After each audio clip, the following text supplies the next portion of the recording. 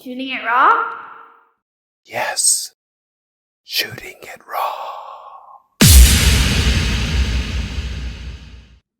It allows me to go back to memories, to connect to a past that was meaningful or that inspired me.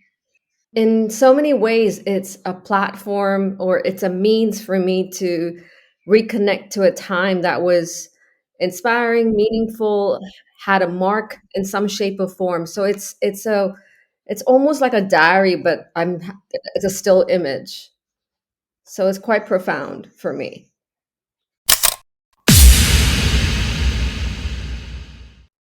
Podcasting remotely can be a real pain. It's quite challenging, but it doesn't have to be. Zencastr has this all-in-one web-based platform and makes the process really quick and easy. That's the way it should be, right? Just focus on the podcast. So let's talk about the quality and the challenge of recording online. So Zencastr gives crystal clear sound and really nice HD video. I know I don't use it, but it's there. Now, that's not even to mention how easy it is to use. Like even for my guests that aren't even that tech savvy. There's nothing to download. They just click on the link and start recording. Zencastr is all about making your podcasting experience easy, and everything from local recording to automatic post-production in the tool. You don't have to leave your browser to get the episode done. Maybe you want to make podcasts as well. I mean, I think it's a great idea personally. Obviously, I'm running one. I think you should make one too. It's easy. Just do it. I actually use Zencastr. If it sounds great, that's because the platform works. And if it sounds like crap, that's because I've done something wrong. But Zencastr really does give me amazing quality from my guests. If you go to zencastr.com/pricing, blah, blah, blah, and enter this promo code, look, it's already long and confusing, and I'll just make it easier by putting the link and the promo code in the episode description. If you do that, you get 30% off your first 3 months. So that's actually pretty sweet.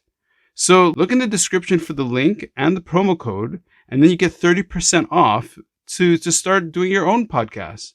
Do it. Go for it. Zencastr.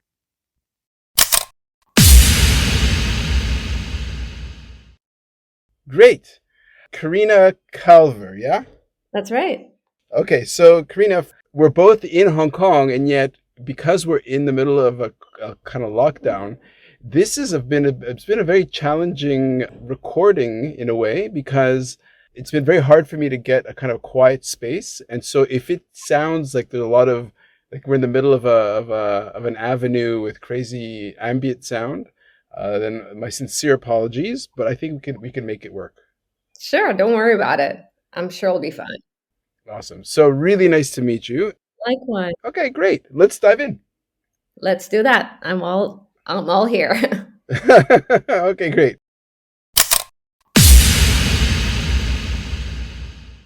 Okay, I have 5 images from you, and you said you wanted to replace one of them. That's right. Okay, so the first image I have is of you. I'll describe it and tell me if you want to replace it. So the first image I have is of you wearing a really nice jacket, a really nice pink scarf. You have a beautiful, beautiful smile. It's an honest smile because your eyes are practically closed. It's so real. Behind you is it's like a curtain with RTHK, the RTHK logo on it. Right. And then you're pointing to, I guess it's like a 3 symbol. Now, is this the good image, or you want to use a different one? Yeah, that's a good one. We can keep that. Sweet. Yeah. Okay, so I'm assuming it's you pointing to a Radio 3 logo of some sort. What's the significance of this image? Well, it's not the image itself, but being able to be at their live stream. So I was invited by one of the radio hosts to come there and speak about my memoir.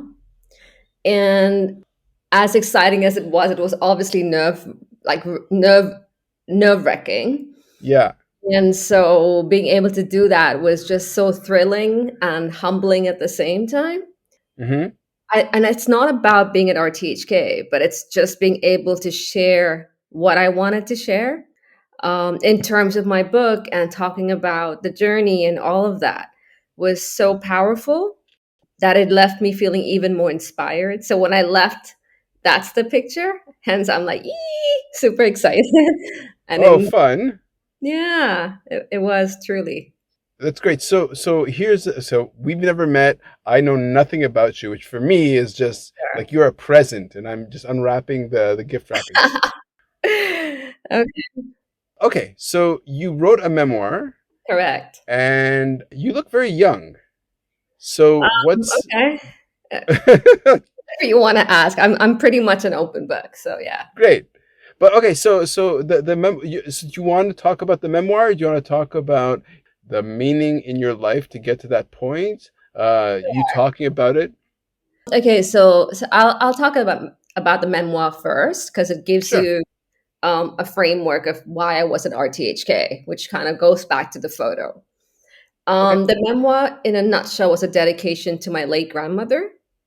And as a matter of fact, as I was writing it, she was alive. So it was me just writing my memoir because I felt I had something to share. But in the midst of writing, she passed. And Oh. not only was it heartbreaking for me because she was my world, Mm-hmm. um, it made me reflect on what exactly I was writing about. So the Mm-hmm. entire narrative and direction of the book changed drastically, and it almost became what I call like a love letter to her, because the book wouldn't be the book had it not been for everything that she taught me. So, A Girl's Faith, which is the title of my memoir, is me sharing snippets of my childhood, and a lot of it goes back to everything that she taught me. Hmm. And that's why I was able to transpire and come out the other end from the darkest places of my life. Okay. Okay. Yeah. Now, did you grow up in Hong Kong? I did. I did. Okay. So your name. Okay. So now that I look at your face, Karina Calver. What's so? Look, share a little bit about who you are, so people can, Okay. or so I can get to know more about Okay. you. So what do you want to know? There's a lot about me. So where do you want me to break it down? Okay. So in 60 words or less, summarize your whole life. Woo! I'm Okay. I'll kidding. give I'm it a kidding. shot. I take a challenge really well. Okay. I'm born and raised here. I'm Indian by Okay. descent. So Karina Calver is a name I took upon when I got married. So Okay. that's not my original name. Hmm. So that's why it gets people confused. So it's just stuck on, even though I'm now divorced and I'm not, but it's still a name I use and it resonates, so it's fine Okay. until I decide to change it again, and that's another story altogether. Right. So I was born and raised here and went to an American school and then went to HKU and all that kind of stuff. So I basically have been here most of my life. Yeah.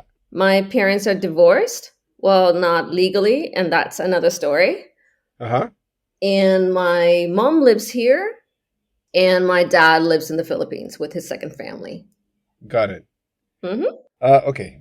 So here we have, how many books have you read? Written, sorry. That's my first, and I'm in the midst of writing my second. Oh, wow, respect. Nice. Oh, thank you. What caused you to kind of have that? Because generally speaking, there's a kind of an impulse Mhm. or kind of a drive to say, okay, well, I need to put this, I need to put the hours to actually make this into to collect this book. Now it's a memoir, so Mhm. you're telling essentially like a family history anchored on your grandmother. Well, no, it's more like me sharing what she taught me and how it gave me the platform to rise through the worst of worst times. So, in a Oh wow. nutshell, A Girl's Faith not only focuses on her but my journey. And what I Yeah. mean by that is I'm an incest survivor. Oh So wow. I Okay. I experienced that for over a decade. I mean, Oh shit. roughly about 15 years. So my life only began a lot later in life. Mm-hmm. So when I came out the other end. And what I mean by that is after therapy and after getting all the help I needed to realize that, okay, I'm actually in a really good place now. And that was Mm-hmm. quite some years.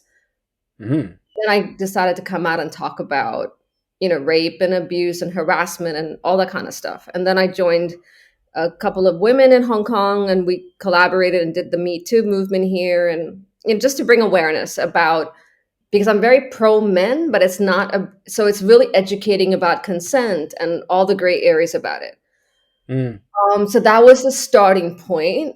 No, let me go back. The starting point was when I decided to go back to university and get trained as a counselor. So I did a second master's in it, and it just made me realize that there was so much more. It was really helpful, and there was so much more I wanted to do. Mm-hmm. That was a starting point in, if you can call it, the awakening journey, the Right. journey of wanting to not just be the best version of myself, but to be able to share that with others. So that's when I collaborated with some of the really amazing women here. And we did a whole lot of series of workshops. And then people like, hey, you should do a podcast, da da da.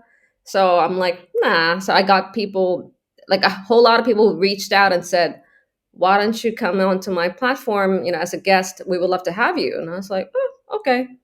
So I Wow. did.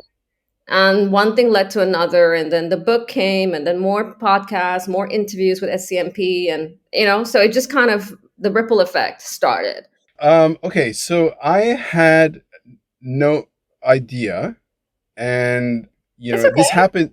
No, of course, and sometimes sometimes this happens, and it's like sometimes the bomb is slow to explode, and sometimes Mhm. it's just like boom, right? And Yeah. obviously, to be able to one express it into a book form is one practice, because that's a lot about revisiting these difficult memories, or articulating around these difficult experiences. And I imagine that to get to that point took a lot of therapy and work and growth, and but Mhm. then to put that in the public Mhm. is a very well, it's incredibly generous, but not in like generous in a humanistic sort of sense, where you're Yeah. saying, okay, I needed to heal, and I want others to heal. I want to help others heal. Well, I only wrote that book when I knew that I had come to a place of forgiveness. Okay. So recently, it will connect to some of the other pictures, but recently I was invited to be a TEDx speaker for HKU. Okay. And one of the things that they wanted me to talk about was forgiveness. And it Okay. was beautiful for me because in the Western world of counseling, forgiveness does not come in play. Okay. For me to live my life in the way that I feel is liberated and wholesome, I Yeah. felt accepting what happened isn't enough. Being able to forgive, whether it's myself or the situation or the perpetrator, i.e., my father, was really important for me to be able to feel free. Mm, And not just on a physical level, but on an emotional level, as well as on a spiritual level. And for when sure. more often than not, you have people who will talk about an experience that they had, whether, and I'm not even talking about rape, right? It could be just an argument they had last week with a friend, and they still hold on to that with so much anger or pain. Hmm. And that's what holds us back from living in our best life, in the Yeah. present moment, right? So I felt forgiveness was such a paramount topic. Mm. And I only wrote A Girl's Fate when I knew I made peace with it, yeah. Can I just ask a clarification? Is Sure. it a girl's fate, Fate, or Faith? TH. Yeah. Faith. Got it. Got it. Yeah. Okay. You studied at Hong Kong U. Yeah, so I did my undergrad at Hong Kong U, my first master's in Hong Kong U, and then I did my second with in Melbourne with Monash. Okay. Yeah, so that's when I did my counseling, and I haven't. Yeah, it's been monumental in terms of Okay. changing my life. Not that everything else wasn't good; it was great because it's still, I'm still a high school teacher, and I still love to write, and I still write. So all of the stuff that I've learned actually have been really important in my career. Uh-huh. This is what's fascinating and for me exhilarating and great about the podcast is I get to meet people. Yeah. And so as we talk, I'm getting the connection with you through your Hmm. voice and your Hmm. story. But Hmm. as we talk, I see this lovely, beautiful photo of you pointing to the logo. I guess after you did the live stream, radiating, you Yeah. know, It was so much fun. awesome. I really hope anybody who's listening to this, just from your energy, feels. I'm sure you must hear the word inspired a lot. So, are we going to go into more of this idea of forgiveness later, or do you want to move on to the next photo at this point, or how would you like to do this? It's up to you. I'm free flowing, so whatever works. I am like a bubble. Okay, Champagne in a way. I love it. Okay, Yeah. so let's go on to the next photo. Sure.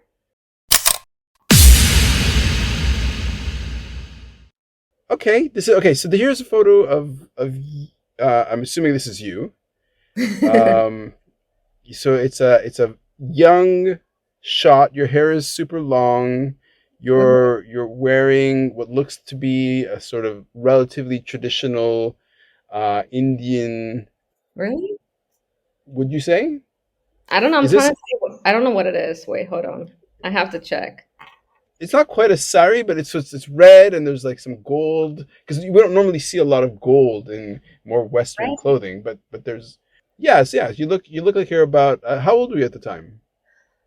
9, I think, or 10, 9. Okay, right. 8, 9, 10, somewhere there. I was very Look, unhappy. I didn't want to be. I still date till date. I don't like taking photos, and okay.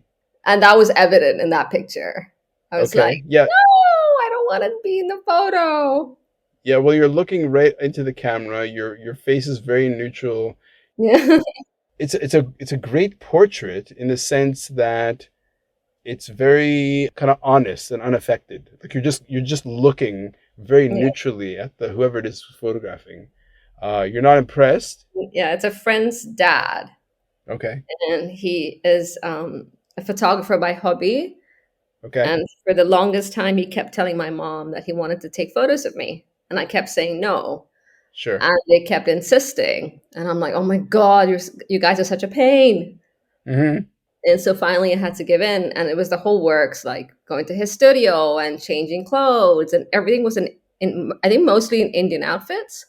Mm-hmm. Um, and I just wasn't the kind of girl who wanted to dress up and who wanted to look Yeah. good and who wanted to be in front of the camera. Like that wasn't me at all. Right. So I was kind of like pissy. So that's why that picture is me not smiling. It's like, oh, I'm not gonna smile.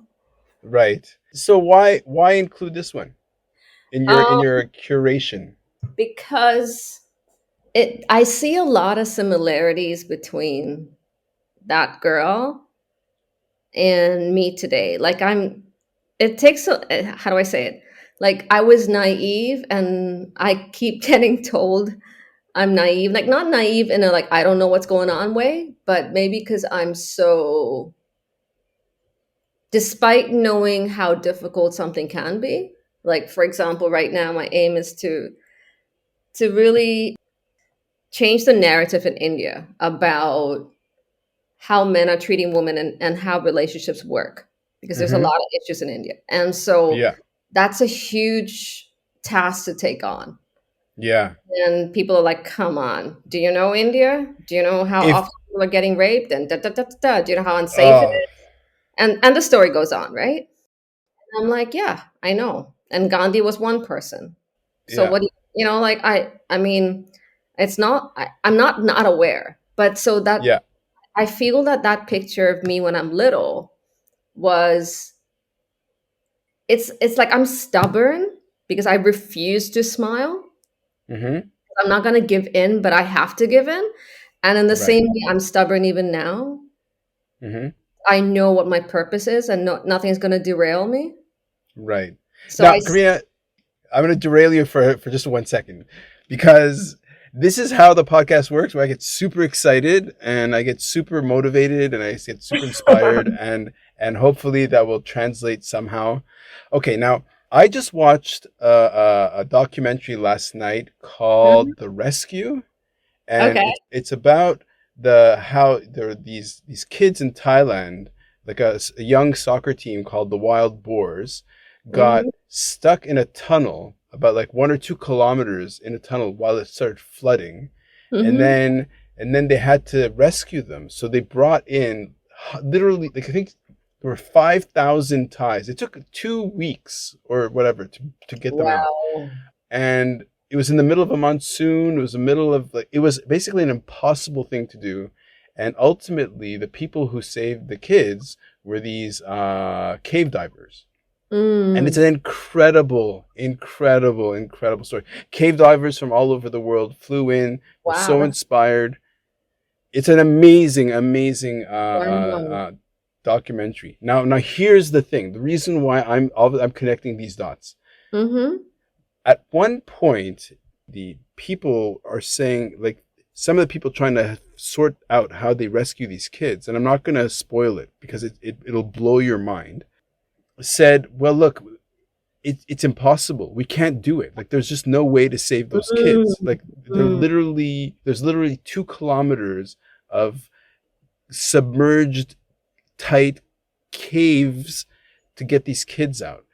And Right. then yeah, and then one guy, he says, well, okay, we can't do it. What does impossible look like? Mm. And so today, I was so motivated by that phrase. Like, I was thinking about like climate change, and in Mm. my mind I was like, what does impossible look like? And that's Mhm. what we need to do.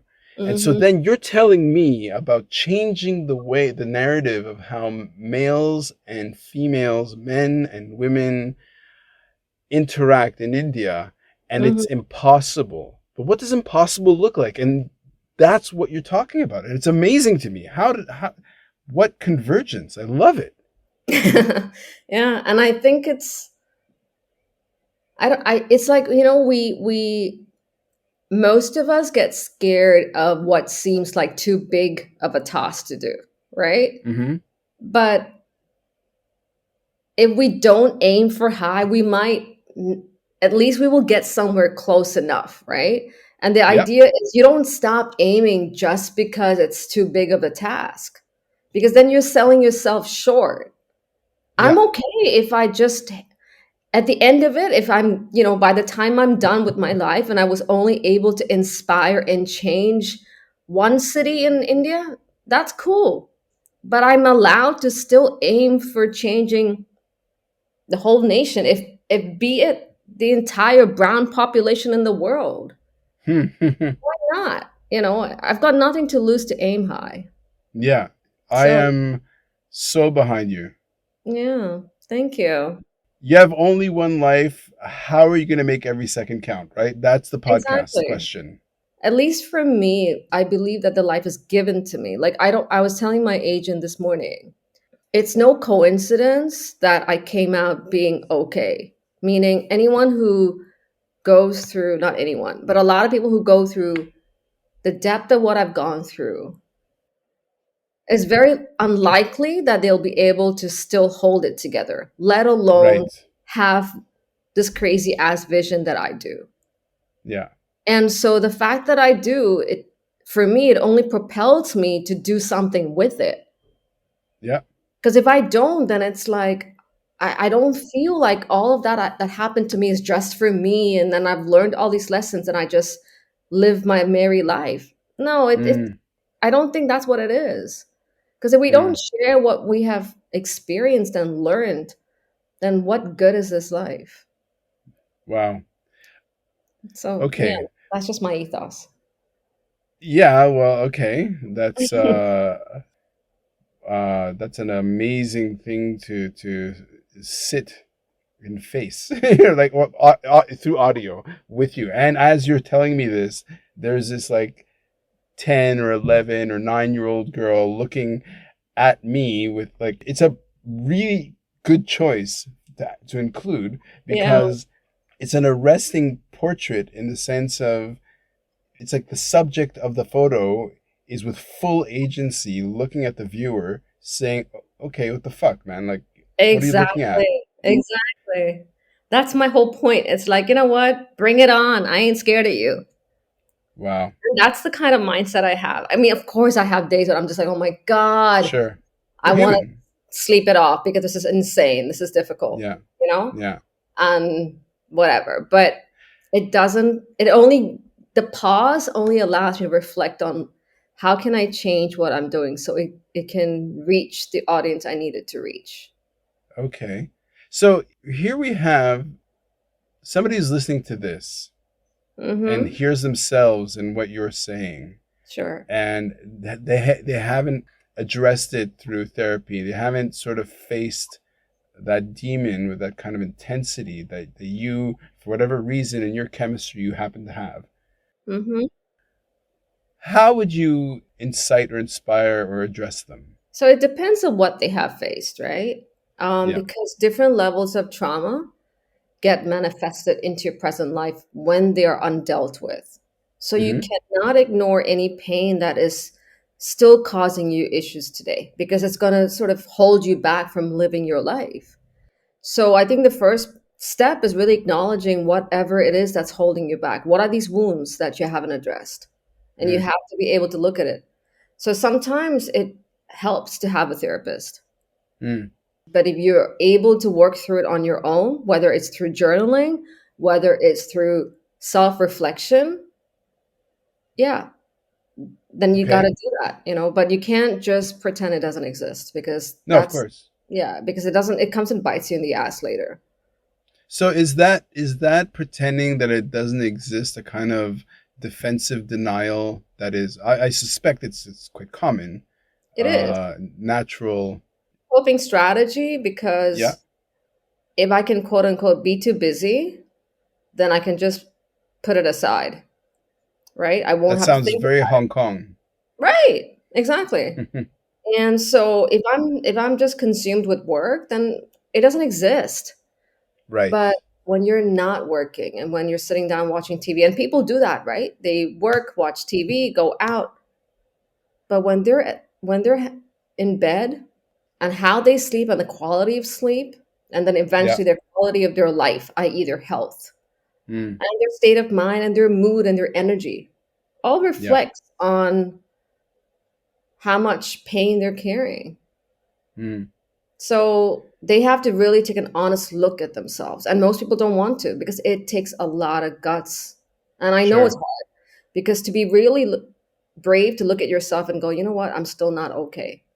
Mm, But I'm okay that I'm not okay, and I'll do what it takes to get better. right. That's one tough kid. Amazing. Yeah, I was stubborn. That's what my grandma always said. You're so stubborn. You don't listen to anyone. Yeah, I don't. It's not like I don't. I think I know what I want, but I'm very accommodating to people, that's for sure. But I think that's Sure. something I've learned over time. I think stubborn has a really negative connotation. It just means, I think it's more about being determined, Right. and I think that's what Let's move on to the next photo and it. key because I'm just fascinated, a little kind of intimidated, Oh, please and don't. no, it's fine. These are just it's like wanting to yawn or whatever. It's just a feeling. It's fine. But not that I want to yawn, but I'm just saying it's just a biotic sort of response. But let's move on to the next photo. Sure.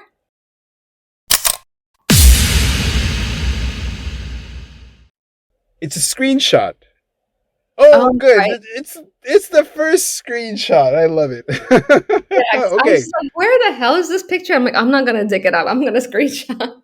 that's great. It's great. Okay, so it's looks like a Instagram screenshot, Correct. and there's it's most like the image in the square format is mostly black, Yeah. and there's like a basically an X, like a Mm-hmm. red sort of X, and your head has Mm-hmm. been sort of photoshopped within the sort of X and bleeding out of the X, Mm-hmm. pun unintended, and it says TEDx HKU, Yeah. and let's see like the different ats is Karina at Karina Calver and at HUKAM healing. Okay, so what is this? What am I looking at? Okay, so that's the one where I did a TED talk for HKU. Okay. So that was like one of the promo posts that they had. Mm-hmm. And it is on that TED Talk where I talked about the power of forgiveness. Mm-hmm. I'm really happy you've included this because that was a huge question mark in my head. So keep going, keep going. Yeah. So I shared my journey in that TED Talk, and how, like literally it started with me talking about when I was raped, and what how old I was, and how and what happened for the first maybe like a minute or so. But the rest of the talk was really focusing on why forgiveness is so important. Mm. Um, and really what it means to forgive, and sort of walking them through an actual exercise right there and then, Okay. of carrying them through an experience of thinking of a person that hurt them once, Mm-hmm. and what that felt like in the physical body, Mm. and then going back into an experience where that same person did something beautiful for them, Okay. and what was that like. And so it was, the whole idea was to understand that we need to forgive because every one of us are flawed. We make mistakes, some greater, and some maybe it might seem like it's unforgivable. But Mm-hmm. the idea is that we have to understand that we do make mistakes, and when we can step back and look at the fact that even the worst of us make mistakes, but even the worst of us do something good at some point in our lives. Mm. And when we can have that kind of understanding and that empathy, that's when forgiveness can come in. So that live exercise I did in my TED Talk was to sort of carry that area, that principle out. Right. There's something about how you speak in terms of the word choice and in terms of the area, and also I assume the approach. So one of the people I had on the podcast about, I don't know, say 10, 15 episodes ago was a woman called Monica Borchel, and she's a therapist. She was working here in Hong Kong, Hmm. and now she's moved to California, Okay. working from there. And she talked about how trauma imprints kind of like on your body, Yes. right? Like, Yes. and there's a lot of what you're saying and how you're saying that reminded me of how she spoke. So does that, because she's trained as a therapist and a Mhm. psychotherapist, I think. And so is the way that you're talking essentially aligned with, you had mentioned Western ideas of Mhm. therapy? Yeah. So I use both. I use Yeah. Western approaches of counseling. I also integrate mindfulness. I also integrate meditation, breath work, and movement, Okay. because these are things that are taught. Well, today we're lucky that we have somatic therapy, which is a Western approved concept. But in a Okay. nutshell, it's like tantric, right? So it's literally about physical movement and physical touch. And that was kind of not really big in the West. And the reason that's important is because, like we just said, trauma gets stuck in the physical body. Mm-hmm.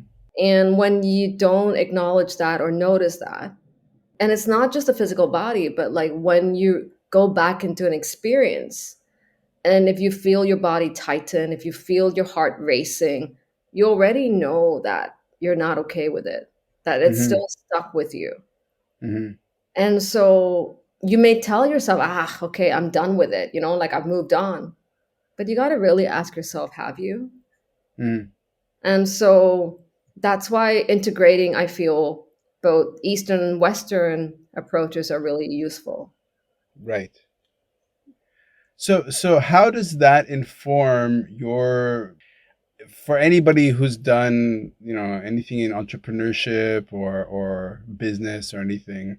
Hmm. One phrase that was very kind of like used a lot was the big hairy audacious goal, right? So your big hairy audacious goal is to shift the way men and women, males and females in India. It's more brown people than really India. I think it's more Okay. brown people and how they treat each other and how they treat themselves. Okay. At the end of the day, and the reason I say brown is because I first want to help my own, right? Because I think Mm-hmm. for centuries, India's been downplayed and has lacked the support that it needs. It's more for me to give back to my own, Right. but it's also for them to have a healthy relationship with themselves and their counterpart. Yeah. And that's what so I've started a counseling business called Hookum. And that's kind of the ethos that Hookum has, which is to empower men. And I hate the word empower because it's used so loosely now, but it's to Yeah. cultivate a relationship where it's healthy. It's learning how Mm-hmm. to integrate the best of you, but through the tools that you need Yeah. so that you can have the relationship you deserve. Because we all want to be loved and to give love and receive love. You can't do Okay. that if you are still stuck with pain of your past. Mm-hmm. Yeah. What do you think is the impossible task as far as, so for example, just to bring it back to that, Sure. that movie of the rescue, right? So the impossible task was, well, we have to get these kids through 2 kilometers of water, Mm-hmm. when these kids don't know how to dive, and already like an experienced diver would be so challenged in such an environment, let alone a kid learning, being taught how to dive for the first time, right? Mm-hmm. So what I'm trying to say is there's a kind of okay, well, that there's that big hairy audacious goal, that's sort of that impossible thing of trying to do. So Mm-hmm. so how would you, in a tactical, practical way, start changing a city? Like how would you do that?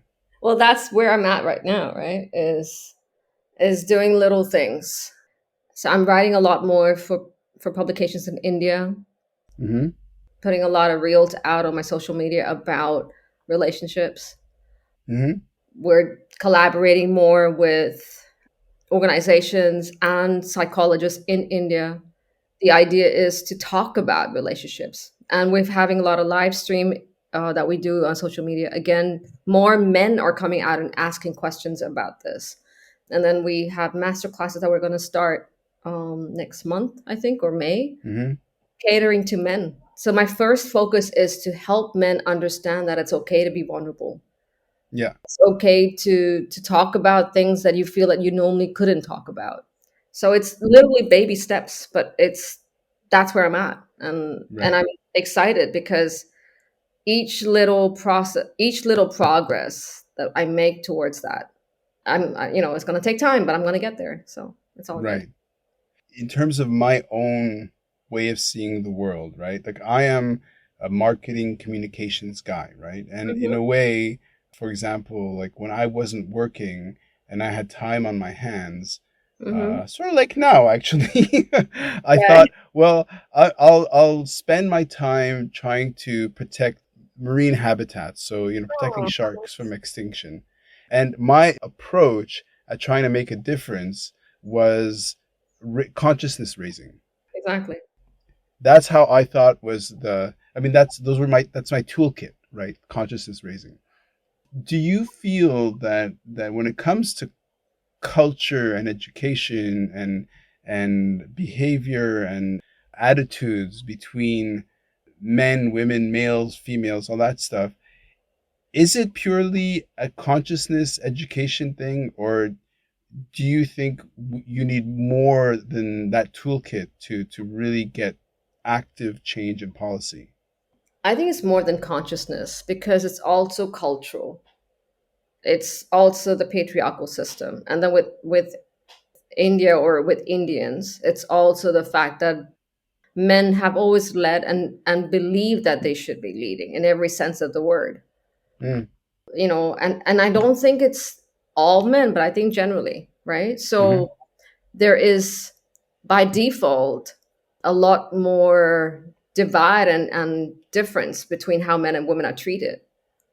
And so a lot of it stems from a guided information about what our culture stands for.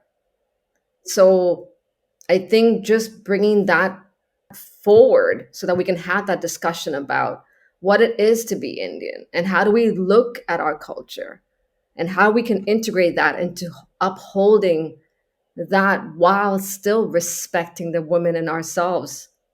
So there's a lot of integration that needs to take place, but it's almost like a re-education. Yeah. And only within 15 minutes of a TED Talk. That's Yeah. very ambitious. Well, That's the test amazing. was mainly to was to share what forgiveness is to the Right. audience that were there, right? Let's take it in a more kind of systemic sense. Sure. How is this notion of forgiveness perceived within the field In the field of counseling, in the field of therapy, and it's not common, right? That's my point. It's not. And so I don't feel like it's there yet. okay, And so knowing, acknowledging, accepting is kind of where it seems to stop, got it. right? And therefore I feel, I mean, I worked with an amazing Buddhist monk who kind of just took me under his wing and taught me a whole lot of meditations and everything else, but also just walked me through how it was holding me back in living my life. Okay, And I feel that when we don't see the gap between how accepting and forgiveness and how there is that gap because our life isn't fully, we're functioning, but we're yeah, not living our best version. right, And maybe some people are like, you know what, I'm cool with the yeah, fact that life isn't like, I'm not aiming for a whole lot. I just want to live. I uh-huh, want my job and I want to eat and go out and I'm good.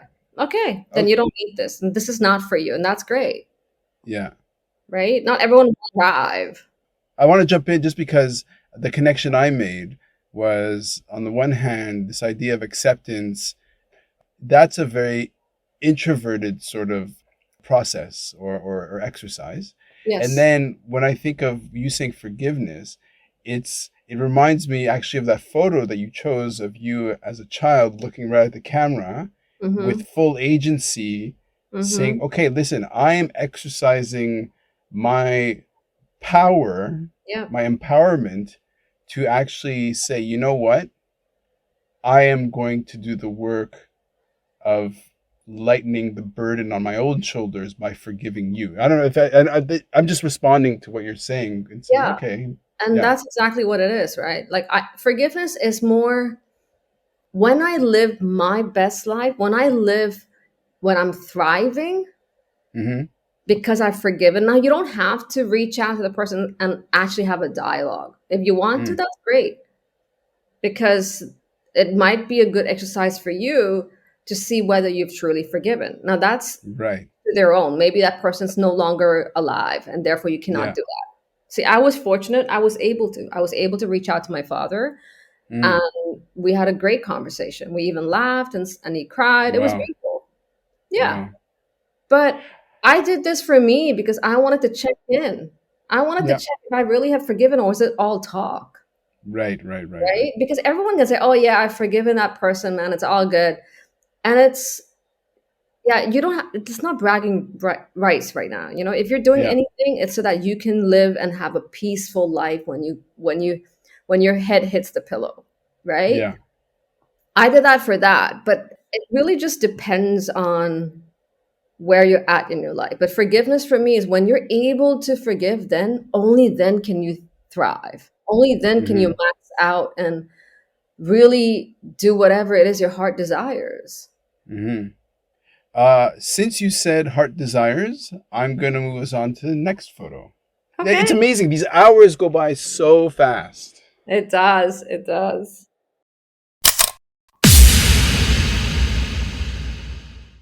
Okay, so you're seated on a chair.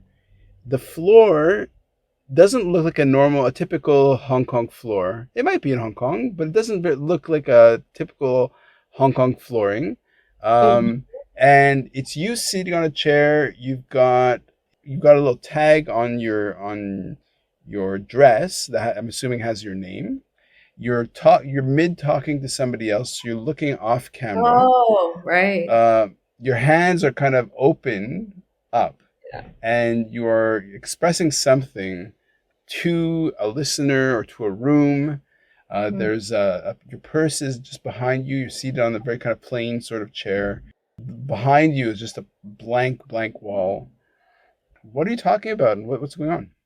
So that was a first workshop that I called it the Loving Her event for women. Okay.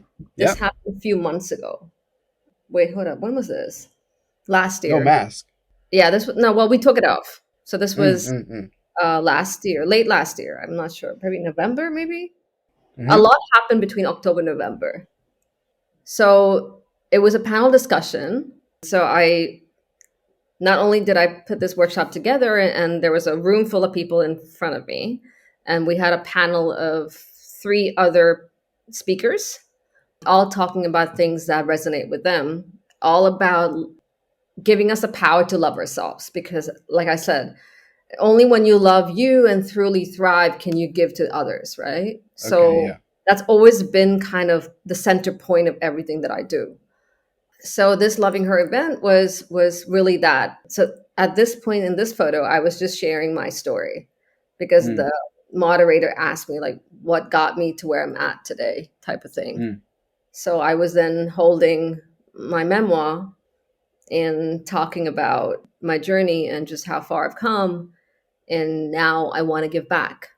And so Loving Her is me saying to you, I love me and therefore I love you. And so here mm, I want to share, my journey and all of it in the hopes that it inspires you to do something, right? To look back and think about where you're at and how much are you living your life for you, but also for people around you, right?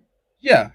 One of the things I love to do when I'm in this process of revisiting or visiting people's images is saying, okay, so when you see or think of that photo, there's a Mm-hmm. kind of a story around it that's attached to the memory, right? Mm-hmm. So there's certain anchors, but there's certain things that are in your head that you could still tap into Yeah. and bring forward, right? And somehow that connects across all the four photos that you've provided. And that is okay. So the question that I'll get to is, what detail from either that day or that room or that talk or what was going on in your life at the time, it is outside of the story that you have in your head, like that you kind of have to think about a second and pull out a connection and say, oh, you know what, this other thing was happening that was interesting. So what else can you remember from around then that might bring up some new interesting thoughts? I remember one of the panelists talking about sanitary pads because she is a really young girl, early 20s in university. And she was sharing her story about how she had so much pain and really bad reaction from sanitary pads. And Mm-hmm. so she took it upon herself with the help of her father. She created, if I remember correctly, sanitary pads that are made out of fabric. So they're Okay. washable.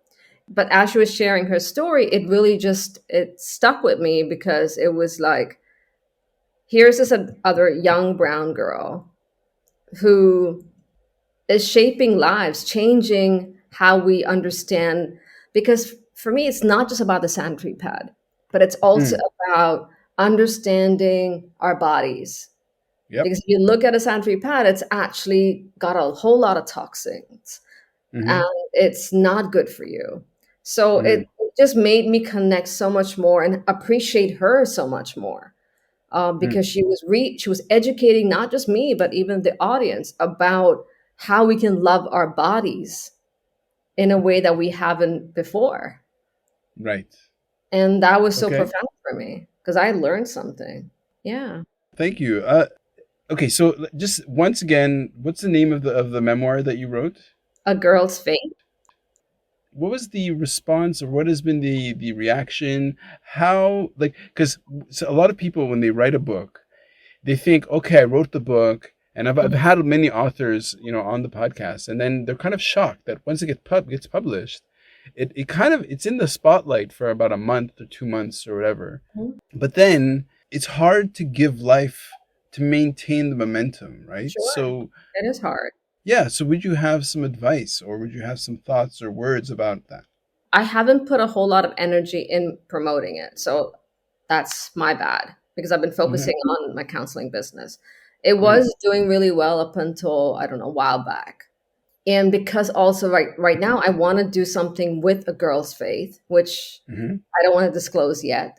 And therefore I'm okay with the fact that it's not doing the way I as well as I want it to do.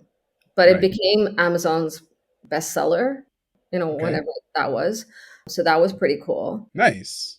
Yeah, but I have a lot I want to do with it. So even though it hasn't been doing so well, like I think the last 6 to 8 months, Hmm. I'm pretty okay with it Yeah. because I feel like it's a pause for something else to happen with it. Right. Now, somebody listening to this may take, so for example, how you refer to brown people, just like with a big broad brush, the people who are brown. Why don't you go into that to say, like, to sort of articulate, because somebody who is not from your experience Uh-huh. growing up in Hong Kong and everything, may kind of hear that and go, well, what the hell is she talking about? So like, what the hell are you talking about? In terms of everything, or we covered Yes, a whole lot of everything. stuff. No, well, just in terms of, so when you say that, you're trying to address, your ambitious goal is to change this huge way of people seeing it themselves and each other, Hmm. and the kind of the tag that's up there is brown people. So what does that mean? It means exactly that, is that in order for us to have loving, healthy relationships with ourselves and others, Hmm. we need to be able to look within. And that's where I come in because for me, being brown, and I'm again going back to the fact that I want to cater to my people first. And it doesn't Right. mean I'm being racist or whatever have you, right? I just Yeah. want to give back. It's the fact that there are more and more people today who are in unhealthy relationships or are just purely unhappy. Hmm. And I know this that is true for my community, Yeah. right? So if we don't understand how to tap into what it is to be happy, to have healthy relationship with ourselves, then we're not going to move forward. Hmm. We're going to settle for marriages that we're not happy with or we don't want to be in, or we're going to, because that's another pressure that a lot of Indians face, which is Yeah. pressure of getting married because it's the thing to do. Yeah. And really just re-educating that, yes, marriage is important, but it needs to be out of love and not because it's a tick box. And Sure. so there's a whole lot of things that needs to change, and that's what I feel needs to happen. And that's where I come in, Hmm. is to bring in that education. So, would you like to put into the world a promotion for your counseling business? Um, In terms of how does your energy get accepted or get like, does it resonate within the market or whatever, the population or whatever you want to call it? Like, yeah, within the world.